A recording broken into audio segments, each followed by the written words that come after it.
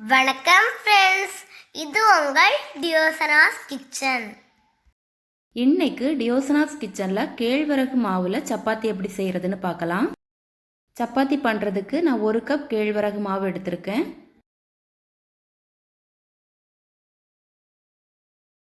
தேவையான அளவு உப்பு சேர்த்துக்கோங்க. உப்பு எல்லா இடத்துலையும் படுற மாதிரி நல்லா கலந்து விட்டுருங்க. ஒரு பாத்திரத்தில் 1 கப் தண்ணியை சூடுபடுத்திக்கோங்க. 1 கப் மாவுக்கு 1 கப் தண்ணி கரெக்டாக இருக்கும். அது கூடவே 1 டீஸ்பூன் நெய் சேர்த்துக்கிறேன்.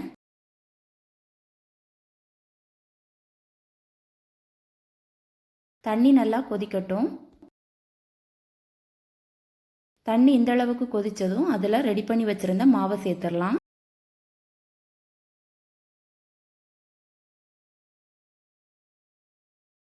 மாவை சேர்த்ததுக்கப்புறம் நல்லா கலந்து விட்டுருங்க.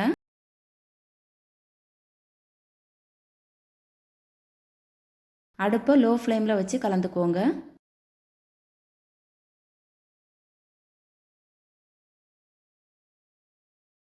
இந்த அளவுக்கு எல்லாம் ஒன்றா சேர்ந்து வந்ததும் ஸ்டவ் ஆஃப் பண்ணிடலாம்.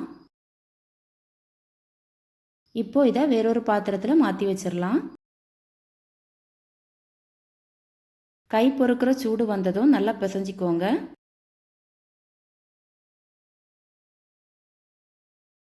இந்த மாதிரி 2 நிமிஷம் நல்லா பிசைஞ்சிக்கோங்க.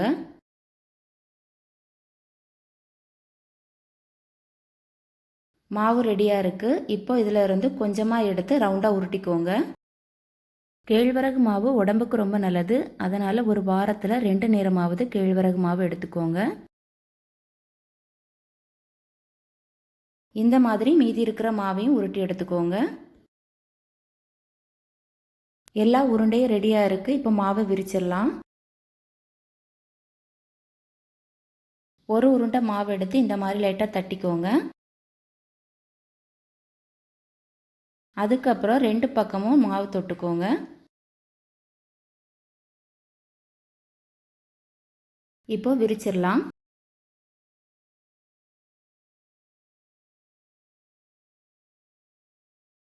மாவு ரெடி பண்ண உடனே சப்பாத்தி போட ஆரம்பிச்சிடலாம்.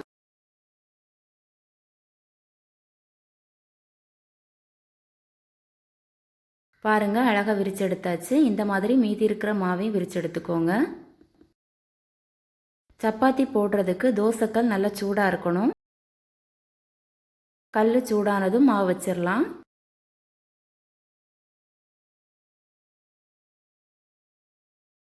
ரெண்டு செகண்ட் ஆனதும் திருப்பி போட்டுருங்க. திருப்பி போட்ட உடனே இந்த மாதிரி மேலெலும்பி வரும்.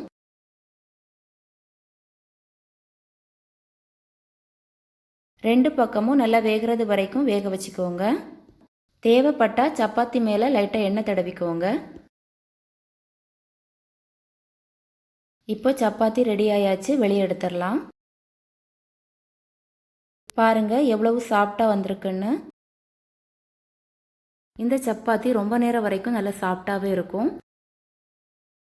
ஹெல்த்தியான கேழ்வரகு சப்பாத்தி ரெடி. இந்த வீடியோ உங்களுக்கு பிடிச்சிருந்தா டியோசனாஸ் கிச்சன் சேனலுக்கு லைக் பண்ணுங்கள், ஷேர் பண்ணுங்கள், கமெண்ட் பண்ணுங்கள். மறக்காமல் சப்ஸ்கிரைப் பண்ணுங்கள் ஃப்ரெண்ட்ஸ். தேங்க்ஸ் ஃபார் வாட்சிங்.